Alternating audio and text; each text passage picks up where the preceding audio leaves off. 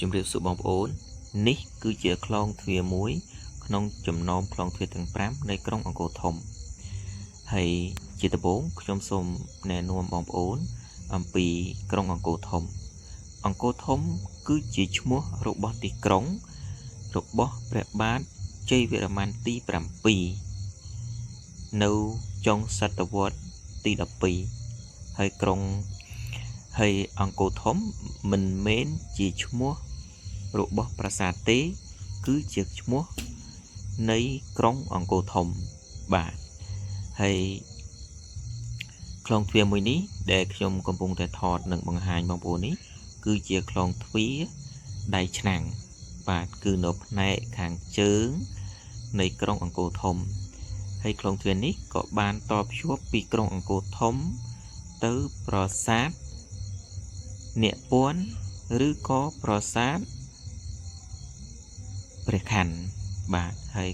ខ្លងទ្វារនៃក្រុងអង្គរធំនេះគេហៅថាច្រកនៃ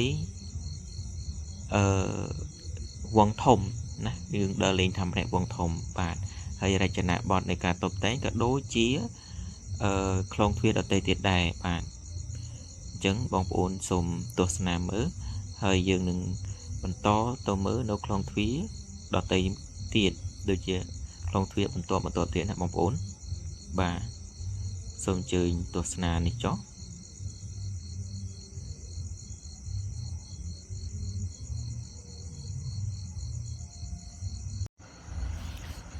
ឥឡូវនេះយើងធ្វើដំណើរមកដល់ខ្លងទ្វារជ័យដែលនៅភាគខាងកើតទន្ទឹមជាមួយនឹងខ្លងទ្វារខ្មោចខ្លងទ្វារជ័យនេះជាផ្លូវវងតូចដែលមានដំណើរភ្ជាប់ពីក្រុងអង្គរធំទៅប្រាសាទចៅផ្សាយទេវតាប្រាសាទធម្មនន្តហើយនិងប្រាសាទតាកែវនិងប្រាសាទដទៃទៀតហើយឥឡូវកំពុងតែធ្វើដំណើរឡើងទៅខាងលើនៃកំពែងប្រាសាទបាទកំពែងដែលបងប្អូនឃើញនេះគឺមានទំហំ25ម៉ែត្រហើយនឹងប្រវែងពិតជុំវិញក្រុងអង្គរធំគឺ12គីឡូម៉ែត្របាទ12គីឡូម៉ែត្របាទបងប្អូនទស្សនាមើលទីនោះគឺជាផ្លូវភ្ជាប់ទៅប្រាសាទចៅផ្សាយទេវតាហើយទីនេះក៏ជាទីតាំងដែលថតរូបបានស្អាតដែរបងប្អូនមើលនេះអាចអង្គុយថតជាមួយនឹងដើមឈើនេះទៅហើយយើងអាចថតពីចម្ងាយនេះដូចជាខ្ញុំចាប់ប្លង់ឲ្យមើលនេះអញ្ចឹងនៅទីនេះគឺអត់ស្ងាត់ទេបងប្អូនបាទមានភ្ញៀវទេសចរមកថតរូបនៅទីនេះជាបន្តបន្ទាប់បាទអញ្ចឹងព្រោះអីទីនេះប្លង់ស្អាតទេគេបងប្អូនឃើញអត់នៅពេលយើងស៊ូមកាមេរ៉ាឲ្យជិតទៅឲ្យដើមឈើនេះបាំងឃើញរូបព្រំប្រភពព្រំនោះកំពុងតែញញឹមសោះប្រឹមព្រៃដាក់បងប្អូនទាំងអស់គ្នាបាទដែលរងចាំបងប្អូនទាំងអស់គ្នាឲ្យអញ្ជើញមកទស្សនានៅទីនេះបាទហើយកន្លែងនេះក៏អាចថតបានរូបព្រំថើបជាមួយនឹងបងប្អូនដូចគ្នាបាទនេះទីនេះបាទនេះគឺជាកំពែងប្រាសាទក្រុងអង្គរធំហើយទំហំធំណាកំពែងនេះបងប្អូនបាទឃើញនេះនោះមានភ្ញៀវមកថតរូបហើយឃើញបាទគឺមានភ្ញៀវថតរូបច្រើននៅទីនេះគឺកម្ររំលងព្រោះតកុងគាត់តែងនាំភ្ញៀវមកថតយករូបនេះ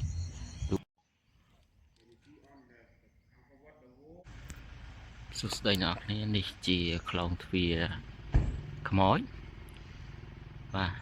គឺនៅស្ងប់ស្ងាត់គឺមិនសូវមានភ្ញៀវបរទេសមកលេងទេទីនេះគឺស្ងប់ស្ងាត់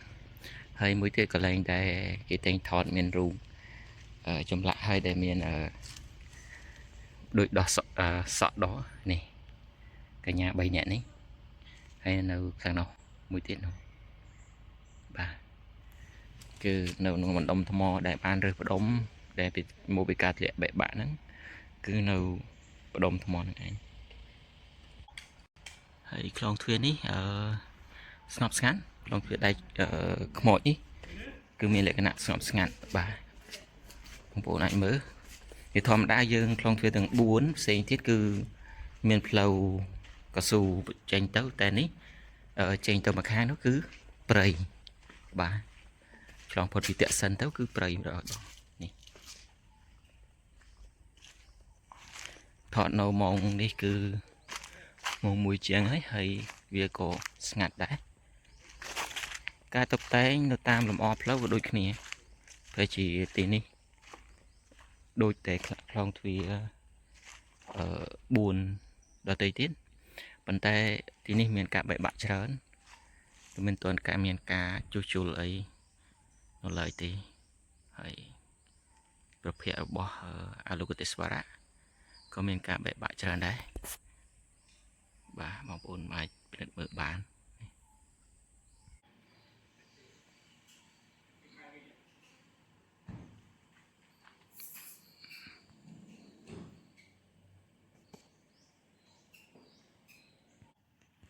ខ្លងទ្វារនេះមានទីតាំងនៅខាងកើតនៃប្រាសាទបាយ័ននៅចំខាងកើតបងប្អូនអាចមកទស្សនាគឺនៅខាងកើតនៅពេលដែលបងប្អូនជើញមកដល់ប្រាសាទបាយ័នបងប្អូននឹងនៅចំពីមុខប្រាសាទបាយ័នមានផ្លូវមកខាងកើតមួយហ្នឹងហើយគឺខ្លងទ្វារហ្នឹងបងប្អូនអាចជិះមកហើយផ្លូវរាងលំបាកបន្តិចមិនសូវជាស្រួលទេព្រោះផ្លូវហ្នឹងមិនទាន់បានចាក់កៅស៊ូឬក៏បេតុងឲ្យនៅឡើយទេណាបងប្អូនណាអញ្ចឹងទីនេះយើងឡើងមកខាងលើមកហើយយើងអាចផ្ដិតរូបភាពទៅនេះអញ្ចឹងមិនទាន់មានការជួសជុលនៅឡើយទេបងប្អូនណានេះស្ងប់ស្ងាត់ណានៅទីនេះបាទជាខ្លងទ្វារមួយក្នុងចំណោមខ្លងទ្វារទាំង5នៃទីក្រុងគោធំអញ្ចឹងពិតជាមានការត្រួតត្រងច្រើនហើយមានបំណែកថ្មជាច្រើនដែលត្រូវបានធ្លាក់បាទដុំនោះហើយនឹងម្ដុំនេះហើយស្ងប់ស្ងាត់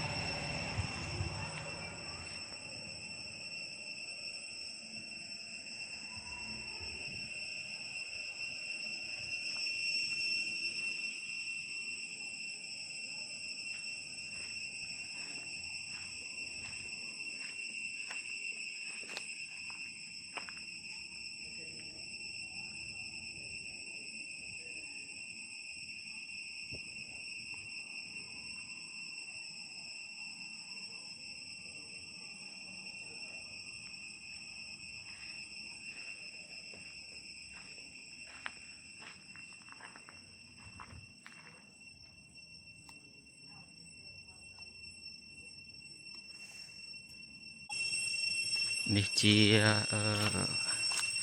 ខ្លងទ្វារខាងលិចនៃទីក្រុងគោធំដែលគេហៅថាខ្លងទ្វារតាកោហើយទីនេះក៏ជាកន្លែងដែលសម្បូរអ្នកមកថតរូបនោះគឺជាដំរីក្បាល3ហើយខាងលើនោះគឺជាព្រះឥន្ទដែលជាម្ចាស់របស់ដំរីក្បាល3ហើយទីនេះមានការជួសជុលហើយស្អាតមើលទៅមើលទៅស្អាតប្រភេទរបស់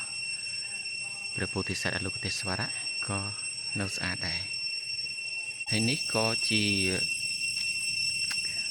កំពែងខ្នងរបស់កំពែងបងប្អូនកំពែងនេះមានកម្ពស់8 ម៉ែត្រ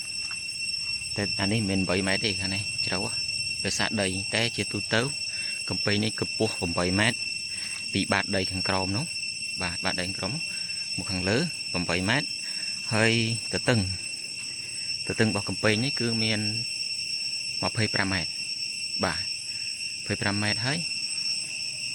ប្រវែងបណ្ដោយរបស់កំពែងនេះគឺ12 គីឡូម៉ែត្របាទជុំវិញនៃទីក្រុងអង្គរធំរបស់យើងអញ្ចឹងនេះជាខ្លងទ្វារតាកោអញ្ចឹងនៅពេលបងប្អូនបានទស្សនាវីដេអូនេះកុំភ្លេចជួយចុច Subscribe ហើយនឹង like ម្នាក់មួយផងណា ហើយជាអាចមានសំឡេងឮព្រោះអីខ្ញុំនេះធ្វើបដៅនិយាយបដៅហើយនឹងឮសំឡេងរៃបងប្អូនខែនេះគឺចាប់ដើមរៃយំហើយនេះជាប្រភេទរបស់ព្រះពោធិសត្វអលោកទេសវរៈនៅខ្លងទ្វារតាកែវ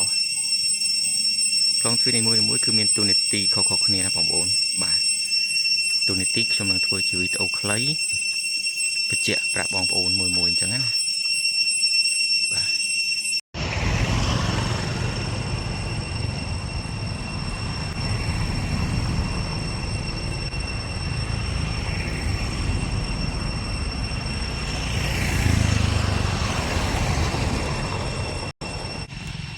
នេះគឺជាខ្លងទ្វារទន្លេអ៊ំខ្លងទ្វារនៃភាគខាងត្បូងនៃប្រាសាទបាយ័នបាទខ្លងទ្វារនេះគឺមានចរាចរណ៍មមាញឹកជាងគេក្នុងចំណោមខ្លងទ្វារទាំង5បាទព្រោះអីខ្លងទ្វារនេះវាតភ្ជាប់ពីអង្គរវត្តមកប្រាសាទបាយ័នមកទីក្រុងគោធំបាទហើយឥឡូវនេះយើងដើរទៅលើខ្នងខ្នងកំពែងហើយខ្ញុំនេះក៏ជាលើកទី1ដែរដែលបានឡើងលើនេះអត់ដែលបានឡើងទេនេះកាលណាយើងឡើងមកលើកំពែងហើយ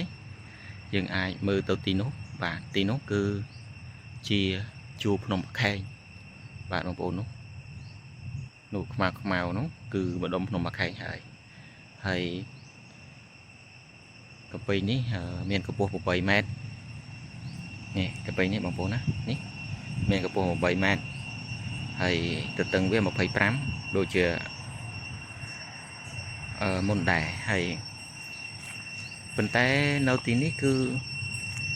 ទេសភាពក្នុងការថតរូបគឺស្អាតបាទបងប្អូនហើយមួយរូបចម្លាក់ដែលមានយក្សមកខាងហើយនឹងទេវតាមកខាងហ្នឹងគឺនៅស្អាតច្រើនបាទបងប្អូនឃើញរូបសំណាកដែលអមសាងខាងផ្លូវដែលកំពុងជិះបងប្អូនបាទនេះឃើញហើយទេសភាពភាគច្រើនគេមកគឺថតរូបតាមហ្នឹងនោះគេមនុស្សជុំច្រើនបាទ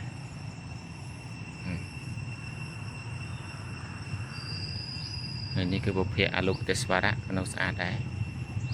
បាទហ្នឹងហើយបងប្អូនបានមើលវីដេអូនេះហើយកុំភ្លេចជួយ like ហើយនិង subscribe ឲ្យខ្ញុំមួយផងអញ្ចឹងអរគុណច្រើនបងប្អូនជម្រាបលា